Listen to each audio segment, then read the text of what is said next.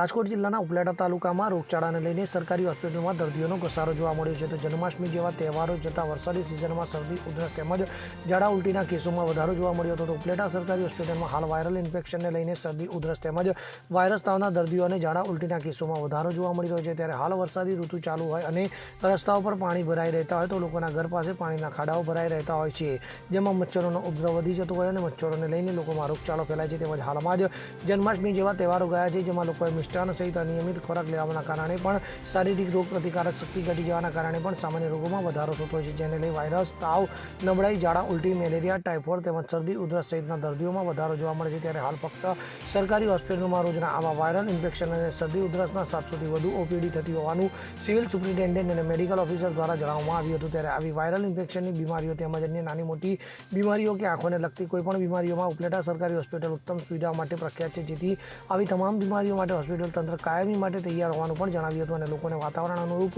ખોરાક લેવા તેમજ મચ્છરના ઉપદ્રવથી બચવા માટે સ્વચ્છતા રાખવા સલાહ આપી હતી. હેલો, હું ડૉક્ટર ખ્યાતિ કેશવાલા દરેજા અને હું ક્લાસ 1 સુપ્રિન્ટેન્ડન્ટ આજે હું કામ કરું છું કોટેજ હોસ્પિટલ ઉપલેટામાં. અત્યારે આપણે જોઈએ તો પેશન્ટનો ઘસારો બહુ વધી ગયો છે. સ્પેશિયલી સાતમ આઠમ પછી આપણે પેશન્ટ બહુ જોવા મળે છે. અત્યારે એમાં લગભગ અમારે દરરોજની ઓપીડી 700 ઉપર જાય છે અત્યારે.